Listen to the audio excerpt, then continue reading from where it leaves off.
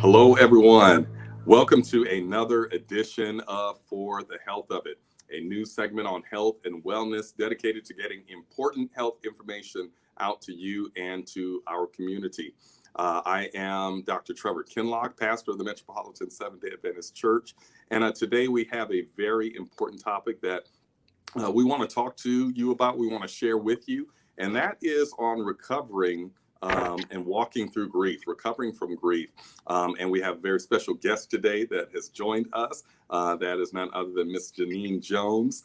Miss Janine Jones is the bereavement coordinator at Holy Cross Hospice, and she works with her master's in counseling psychology. Janine, it is great to have you here today. Well, it's an honor to be here. Thank you. Thank you so much. Well, listen, let's get right into it, Janine. This has, of course, these past 2 years in particular have been extremely difficult for obvious reasons, this pandemic. And we know that people of color have been disproportionately impacted with regard to loss. I think we all know somebody that has lost their life to COVID-19 or certainly to any other types of loss. So grief is something that is very real to us. But can you talk to us, Janine, just what is grief? Let's start there. What is grief? Well, to simplify it, grief is the other side of love.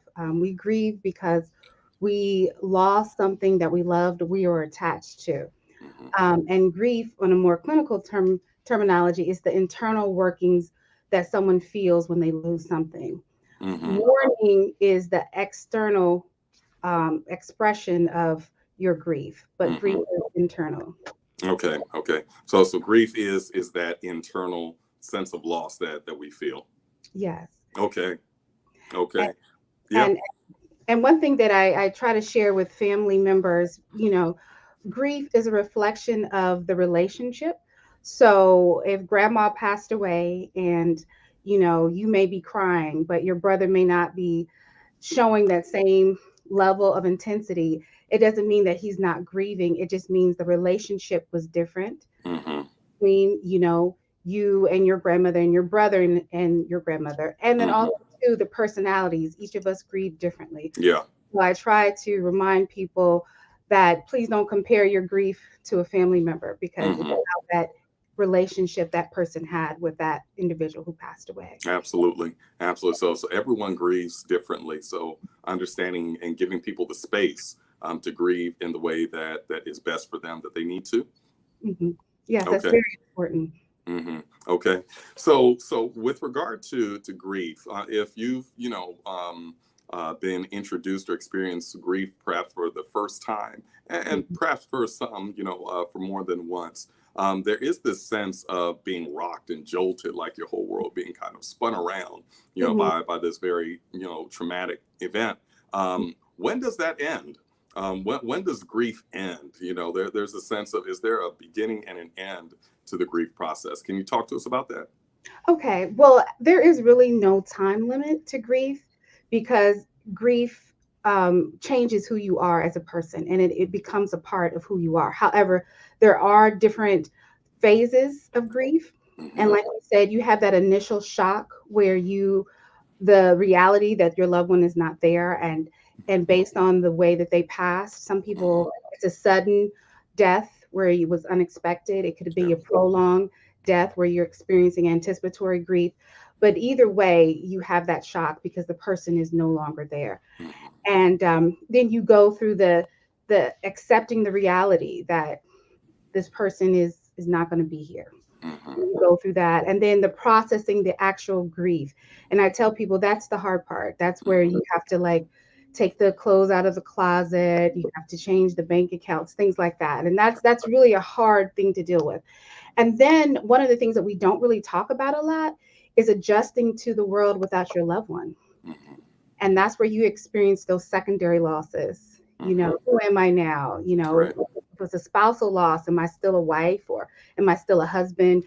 One thing that I find with child loss, mothers, they grapple with the fact that, I had three children, now I only have two. Do I tell other people about my third child? So those are Hmm. things that you have to deal with. And then the fourth one is um, remembering my loved one.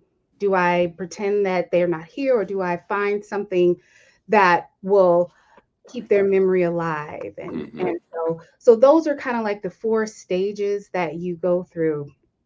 Now, again, I always want to put this disclaimer out because the popular notion is Dr. Kubler-Ross is the Mm-hmm. 5 stages of grief. And if you read her literature, that was really for the dying. That's for someone Mm-hmm. who's actually dying. Okay. So that's why sometimes you see people are like, well, I went through denial, and when am I going to go through anger? Mm-hmm. And grief is different from that. That's what a person who's actually with a terminal illness goes through. So Mm-hmm. grief is a little different than that. It's more of phases. Wow. Yeah. Wow. Thank you for clarifying. I think Mhm. that that's useful, and that's important to clarify the difference between those who are actually going through the process of death or dying themselves versus those who are walking through that with someone who has died. Yes, yes, and it is different. And I try to remind people that grief comes in waves, because you might be okay one day, not okay the Mm-hmm. next. Mm-hmm. Okay, Okay. 1 month, not okay the next, and you're like, oh, am I going back? No, that's just how grief is. It goes up Right. and down. Okay. Okay. All right. So that is very much normal with grief. So that leads me to my next question. Then Mhm, help us out, Janine. mhm. Um, can I end my grief sooner? How can I end my grief sooner? Well, there's really no ending your grief sooner, but there are things that you can do to help with those different phases. Mm-hmm. You can, like, and I can go back to one of the models that we use at the center is Dr. Woodland's 4 tasks a morning. And Mm-hmm. like with accepting the reality of the loss, there's some internal questions you can ask yourself. Like, am I truly accepting the loss? Am I denying it? Am I in denial, or have I Mm-hmm. truly accepted it? Another thing that we do, especially people of color, we are very resilient, and we tell ourselves, I got this, I'm good. But one thing, in order for you to heal, you have to feel. So Mm-hmm. when you feel those intense emotions, allow it to come through you. Mm-hmm. A lot of times we want to suppress it, we want to act like we're okay, but it's okay to cry, it's okay to feel anger, Mm-hmm. to allow those things to process. And then also to be honest with who you are, because you're changed now.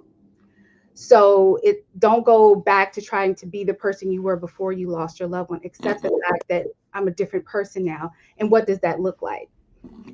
And then the final thing, which I think is so important, especially for Christians, is to know that everyone's life mattered, whether it was long or short, Right. and trying to find that legacy of love Mm-hmm. that your loved one left, and Yeah. what lessons that you can take into your new life, because you Yeah. are going to be different.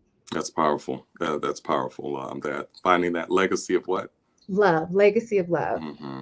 Mm-hmm. Mhm. All right. That certainly helps process it and helps you to Mhm. kind of reorient your mind toward the loss and then how to move forward. Yes, but know that you're forever changed. Mm-hmm. You're a different person. Yeah, yeah. Okay. You talked about the different ways to grieve. Mhm. I haven't cried yet. Is there something wrong with me? Someone may be asking that question. How would you speak to them, Janine? Well, and again, I talked to a young lady today. She lost her father yesterday, Mm-hmm. and that was one of her questions: is I haven't cried yet. And a lot of times, based upon the relationship we had with that person, Mm-hmm. we might not be ready to cry. It might be some anger, it might be some disappointment. Yeah. So I told her it's still okay to grieve. Your grief may be anger, or your grief may be disappointment, but take time to consciously think about your loved one and think about that relationship. So you may not be at the point where tears are there, but Mm-hmm. whatever feeling that you're feeling, go ahead and allow yourself to feel that. And Okay. it's normal, because relationships have their ups and downs, Mm-hmm. and grief reflects that. Okay. So even if the tears aren't coming, still take the time to allow myself to feel Yeah. the disappointment, the pain that I'm feeling as a result of grief. Yes, because sometimes we grieve the loss of what we wanted that person to be in our life. Mm-hmm. And so in this particular situation, she was angry because her father was not the person she wanted. So there Mm-hmm. was that anger. So she is grieving, but right now what she's feeling is anger. So go ahead and be Okay. angry. Okay. Okay. It's okay to be angry. It's okay to be angry, yes. Yeah. There are times where you can feel like in the church community, there is the sense of, well, you can't express it, or you certainly should not be angry, but you ought to let those feelings come out. That's what you're saying. Yes, that's healthy because grief is the other side of love. And Hmm. even though people we love, we get upset with. And so if we lose them, we will still have those Hmm. emotions, Hmm. especially if there was a rift or if there was a strainment or something complicated in that relationship, you're going to Right. be upset or you're going to be Right. disappointed. I worked with a young lady who lost her child due to an accident, but he was riding a motorcycle carelessly.